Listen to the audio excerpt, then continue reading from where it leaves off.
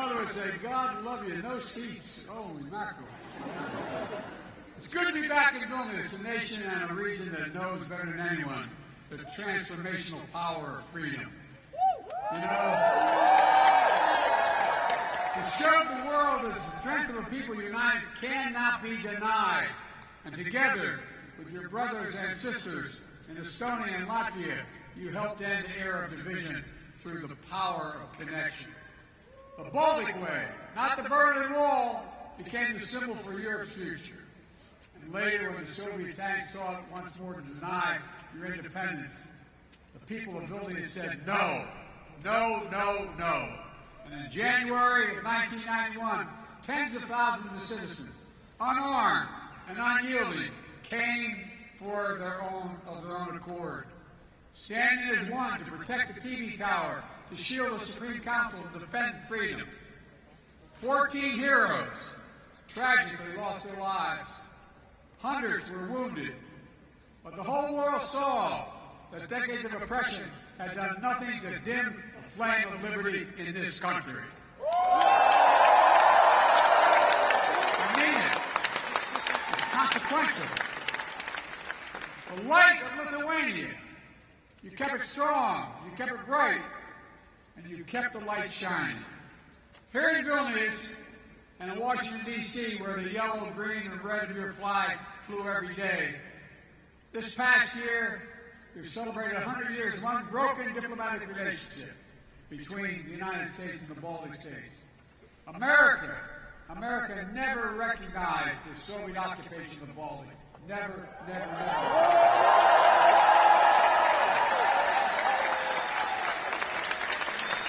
And besides, you got a great president.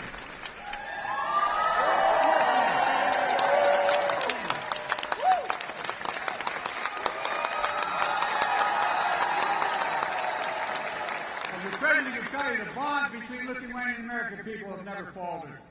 And just 7 months after the bloody January crackdown, the first foreign visitor to have their passport stamped here in Lithuania with visas to this new reborn state were a plane load of Lithuanian Americans from Chicago, Illinois. And their families are still proud of that. Los Angeles came after that. A lot came after. Look, many aboard that plane fled Lithuania during the early years of Soviet oppression and marveled at their return to this independent state.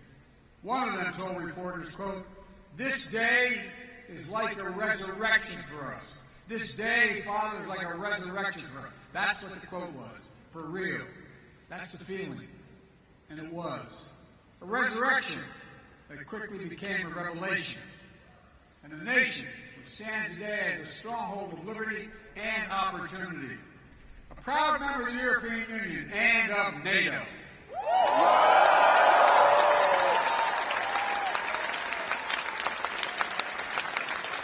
I had the great honor as United States Senator championing Lithuania and other Baltic states to join NATO in 2004. Wasn't I brilliant doing that? But all kidding aside, think about how it's changed things. Think about what's happening. Now, over the last few days, as President of the United States, I had the honor of participating in the historic NATO summit hosted by Lithuania, where we welcomed NATO's newest ally, Finland, and reached agreement to bring Sweden into the alliance as soon as possible.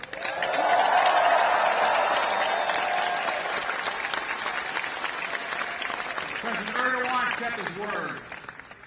We've witnessed the historic journey, and I'm proud to call Lithuania friend, partner, and ally. Ally.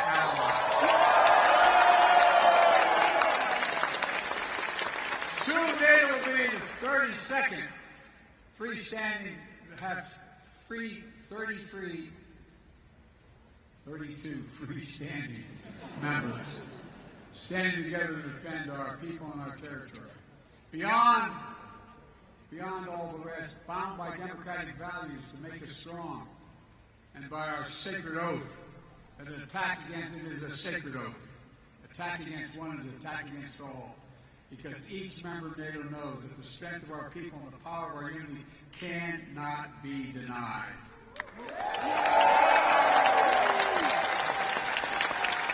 I sound optimistic is because I am.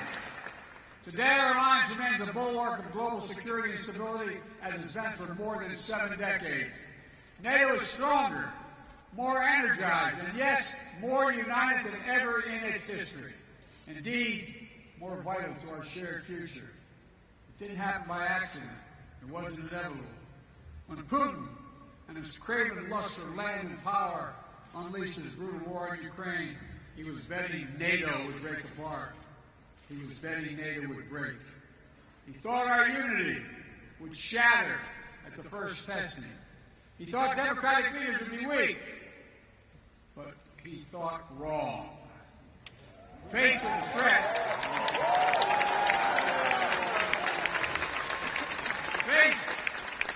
threat, the peace and stability of the world, to the democratic values we hold dear, to freedom itself, we did what we always do.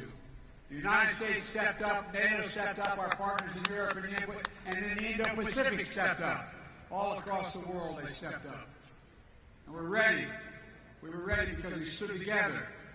In the months leading up to the war, as Putin amassed his forces on the Ukrainian border and laid the groundwork for his brutal invasion, I was in constant contact with my fellow leaders of the G7 and the European Union and NATO.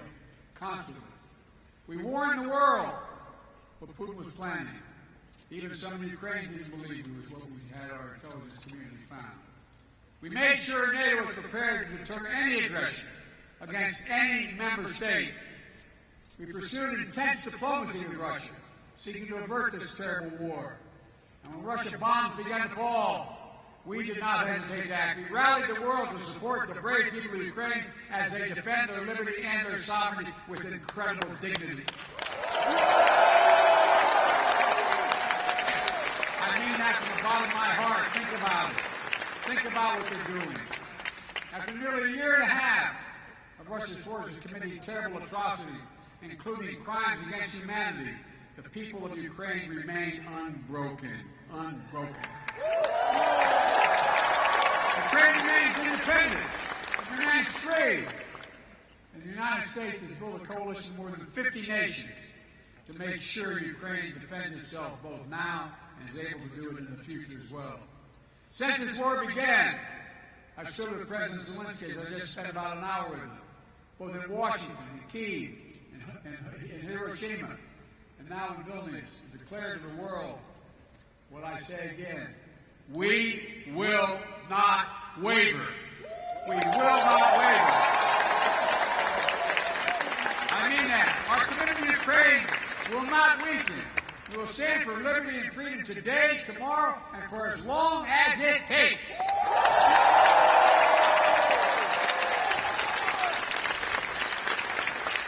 We all want this war to end on just terms. Terms that uphold the basic principles of the United Nations Charter that we all signed up to. Sovereignty, territorial integrity. These are two pillars of peaceful relations among nations. One country cannot be allowed to seize its neighbor's territory by force.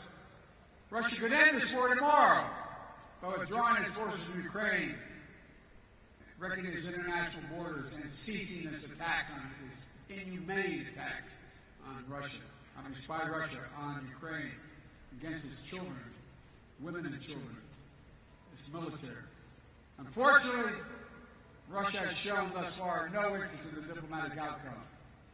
Putin still wrongly believes that he can outlast Ukraine. He can't believe it's their land, their country, and their future. And even after all this time, Putin still doubts our staying power.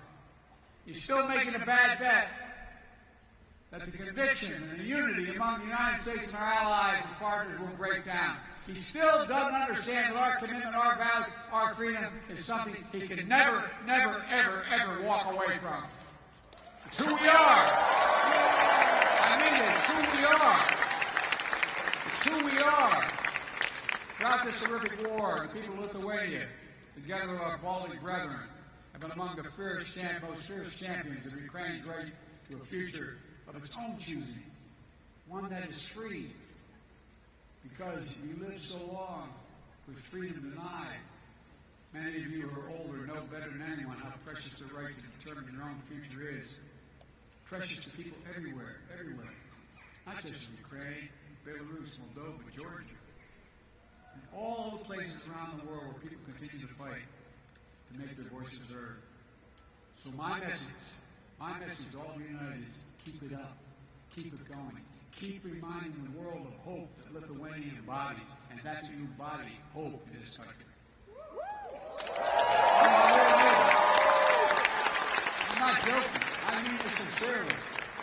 You must never forget how much this matters, and never give up on a better tomorrow.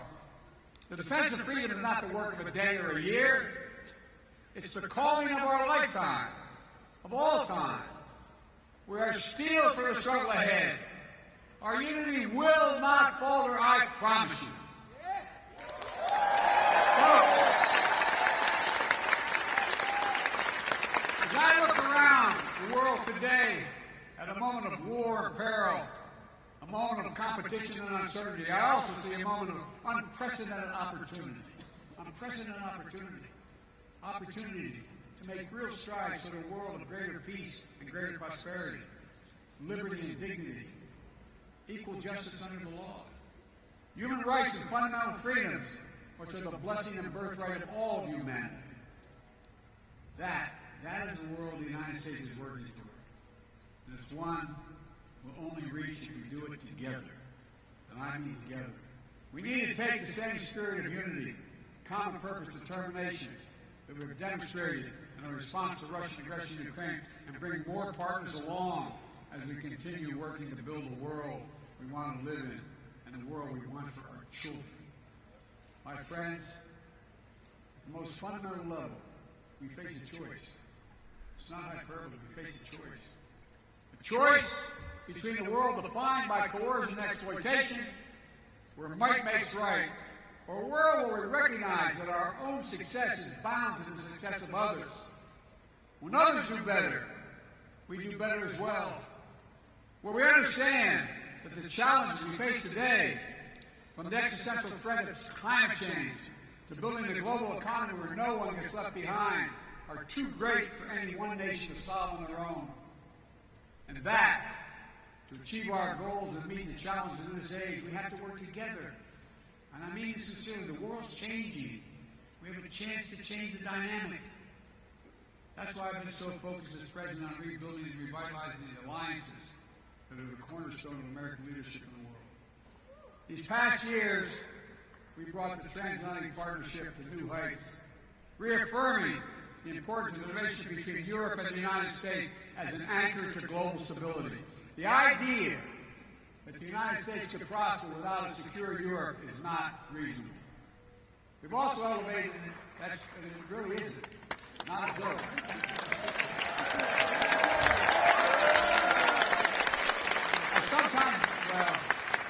We also elevated the deep American alliance in the Indo-Pacific with Japan, the Republic of Korea, Australia, and the Philippines, which provide critical security and deterrence in that vital region of the world. Through our Quad partnership, it's a fancy way of saying our partnership with Australia, India, Japan, and the United States, we're bringing major democracies of the region together to cooperate, keeping the Indo-Pacific free and open, prosperous, and secure. We've demonstrated during this NATO summit, with Indo-Pacific partners joining us for the second year in a row. We're working to deepen connections between the Atlantic and Pacific democracies so we can better work together toward the shared values we all seek. Strong alliances, versatile partnerships, common purpose, collective action to meet our shared challenges. The world has shrunk. That's how we build a future to see, but we share and know we share challenges and work together. We have to step up together, building the broadest and deepest coalition to strengthen and defend the basic rules of the road, to preserve all the extraordinary benefits that stem from an international system grounded in the rule of law. We have to come together to protect rights and freedoms, to underwrite the flow of ideas and commerce, and which have enabled decades of global growth. Yes, territorial integrity and sovereignty, but also principles like freedom of navigation and overflight, keeping our shared seas and skies open so that every nation has equal access to our global common space. And as we continue to explore this age of new possibilities, an age enabled by rapid advances in innovation, we have to stand together and ensure that the common spaces of our future reflect our highest aspirations for ourselves and for others. As my dad would say, that everybody has students of dignity. So that artificial intelligence, engineering, biology, and other engineering emerging technologies are not made into weapons of oppression, but rather used as tools of opportunity. Working with our allies and partners to build supply chains that are more resilient, more secure, so we never again face a situation like we had during the pandemic, where we couldn't get critical goods we needed for our daily lives. You know, we all must summon the common will to actually address the existential threat of accelerating climate change. It's real. It's serious. We don't have a lot of time. It is the single greatest threat to humanity. It's only by working together that will prevent the worst consequences of climate change from ravaging our future and that of our children and grandchildren. We also have to recognize our shared responsibility to help unlock the enormous potential that exists in low and middle income countries around the world. Not out of charity, because it's in our own self-interest. We all benefit when more partners stand together working towards shared goals. We all benefit when people are healthier and more prosperous. And that's not like getting hyperbole, it's true. We all benefit when more entrepreneurs and innovators are able to pursue their dreams for a better tomorrow. You know, so we need to update our tool set to better address the needs of the day in this interconnected world. A world where climate disasters, pandemics, conflicts, spill over borders, make it harder to address the challenges of poverty and instability that hold so many people back. That's why the United States is leading an effort to transform the multilateral development banks, like the World Bank, help them better address their global challenges while enhancing their core mission of reducing poverty and boost shared prosperity. We're all working together with our partners in the G7 to address the enormous needs for high-standard infrastructure around the world, especially in low- and middle-income countries in Africa, Latin America, and Southeast Asia. It's a statement about the world we want to build together. Ladies and gentlemen, we stand at an inflection point in history, where the choices we make now are going to shape the direction of our world for decades to come. The world has changed. Will we turn back naked, unchecked aggression today to deter other world would-be aggressors tomorrow? Will we staunch the climate crisis before it's too late? Will we harness the new technologies to advance freedom, or will we diminish it? Will we advance opportunity in more places that allow instability and inequality to persist? How we answer these essential questions is literally going to determine the kind of future our children and grandchildren have. And again, that's not an exaggeration. It's a fact. It's going to take all of us. All of us. I believe that with ambition and confidence in ourselves and one another, with nations working together for the common cause, we can answer these questions. We can ensure the vision we share and the freedom we cherish are not just empty words in a troubled time, but a roadmap. I mean this literally, a roadmap, a plan of urgent action toward a future we can reach if we work together. Folks, the road that lies before us is hard. It will challenge us, some of the best of ourselves, to hold faith in one another and never give up, never lose hope, never. Every day we have to make the choice. Every day we must summon the strength to stand for what is right, to stand for what is true, to stand for freedom, to stand together. That, my friends, is the lesson we learn from history and the history of Lithuania's story. You know, it's a lesson we see demonstrated each day, and it will determine what Ukraine looks like. And it's now, it's how we're going to work. How we rewrite the future of peace and hope, justice and light, liberty, possibility for everyone, everywhere. Folks, some have heard me say to my country many times, never ever in my entire career been more optimistic about the prospects of the future. Never. Let me just say thank you for taking the time to be here to listen. God bless you all. May God protect the freedoms of the protectors of freedom in Ukraine, here, in every nation of the world, everywhere. God protect our freedom. Thank you.